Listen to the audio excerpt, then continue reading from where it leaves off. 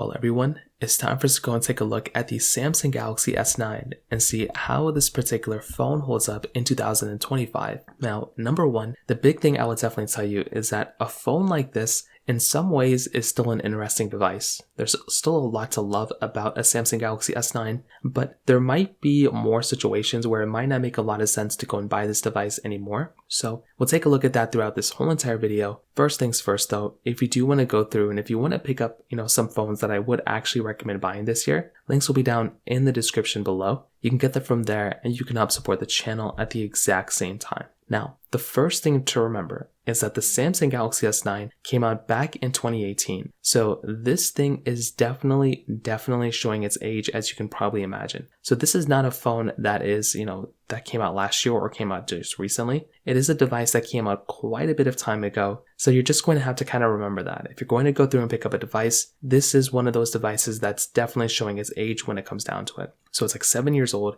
This thing on the front side is giving you a 5.8-inch Super AMOLED display. So when it came out, it had a 1440p display, which is still higher resolution than a lot of phones that are coming out nowadays too. It isn't necessarily like the most perfect phone of all time, as you can probably imagine, but at that time even this display was still really good. Like Samsung did a really good job with these types of displays at that time, and I think that was something that was super impressive. So this in and of itself, right, it can be a really big type of feature set if you're really thinking about it that way, that this type of device could be giving you pretty decent performance from that side, from a display perspective, especially for like a 7-year-old phone. It is kind of interesting to say the least. Now, another big thing to keep in mind here though, is that if you are going to go through and pick up one of these types of devices, the display, the hardware might not be the best because there's still like a lot of, bezel around this whole entire display. On the bottom, you are getting a, USB Type-C port, which is still pretty nice to have, as you can imagine. You're also getting a headphone jack on this phone too, which is still very nice to have. And then you're also getting a micro SD card slot. Getting a micro SD card slot is just amazing. Having that type of capability in and of itself is just so nice. And I definitely do love being able to go through and, get a device that's going to be giving me, a micro SD card slot. Even though I'm probably never going to use it, it's still such a nice thing to have. And I do think this in and of itself is one of the cooler features going on for this type of device when it comes down to it. So definitely from that side, it for sure gets a thumbs up from me.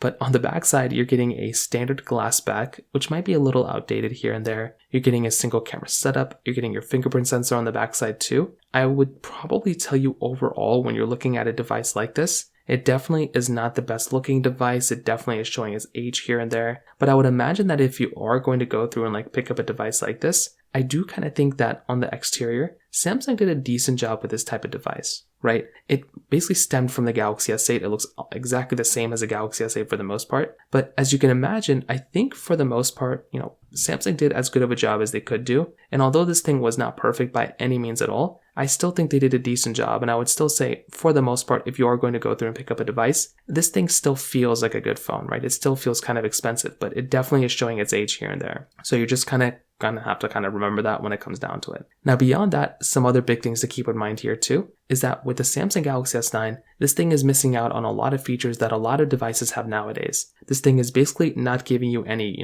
big, refresh rate. This thing is basically stuck at 60 hertz. It is not giving you 120 hertz display there, which can be kind of a disadvantage. You're also missing out on things like, a frosted glass back, a triple camera setup, things like that you're basically missing out on inside of this type of display. So that could be in and of itself another disadvantage for this type of phone when it comes down to it as well. But beyond that, still, I would still say it kind of feels pretty expensive still here and there. But again, it wouldn't be a phone I'd recommend people to buy anymore either. Now, on top of that, some other big things to keep in mind. This device is still basically giving you a single camera setup on the backside. So it's a single 12 megapixel camera. You're also getting dual camera setup on the front side. So it actually technically is a 8 megapixel wide and then a 2 megapixel iris scanner. So I think this is something that's actually pretty interesting. And I think for sure, in my personal opinion, this type of device, it's still, it's still a camera. It still turns on 4K at 60 on the back, 1440p at 30 frames per second on the front side. So definitely, without a doubt, it's pretty, it still works. It still, turns on. It still is a camera at the end of the day. But would it be a camera that I'd recommend people to use? Probably not. This type of camera definitely is showing its age, as you can probably imagine. And if you are going to go through and you're going to pick up a phone, this thing is definitely going to be one of those devices that is definitely not going to be the best when it comes down to it. So I think for sure at the end of the day, if you're taking a look at a camera, right, it doesn't make a lot of sense to go and buy a device like this because it's just going to be in a situation where you're not going to be getting a lot of the coolest features that a lot of devices have nowadays. Majority of phones nowadays are basically giving you things like, like a 8K capability on the back, 4K at 60 on the front, and multiple cameras. And this thing in and of itself is definitely showing its age, and that is essentially the problem that you're going to be experiencing within this type of device when it comes down to it. So personally for me, that is in and of itself another one of those problems that you might run into inside of this device too. Not the biggest deal, but one of those minor things you might experience here. Now, on top of that, another very big thing to keep in mind here is with its battery life. The battery size inside of this device, it's currently 3,000 milliamp hours. So, that is a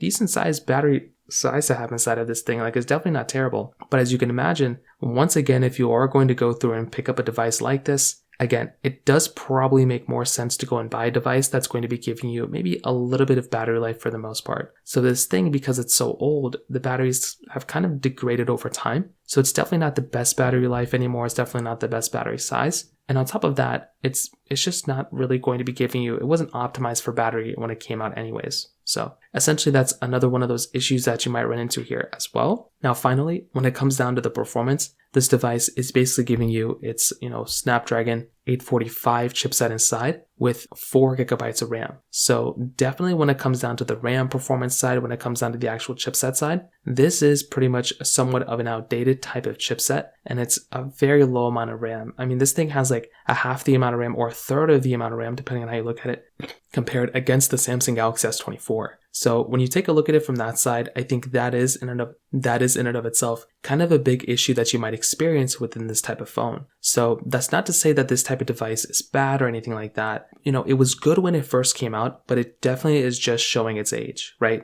That's the big thing to keep in mind here. This type of device is just showing its age when it comes down to it. So once again, it just doesn't make a lot of sense to go and buy this device really in any capacity because it's just going to be showing its age and you're going to be running into these random issues within this type of device. So overall, the thing I will tell you about this particular device is that it just doesn't really make a lot of sense to go and pick up anymore. It's outdated with software. This thing is not getting any more software updates anymore. But on top of that, this type of device is also going to be experiencing a lot of degradation. The performance is not going to be that great. The battery life's not going to be that great. So what really is the point of even buying a device like this at this point, right? It just doesn't make a lot of sense.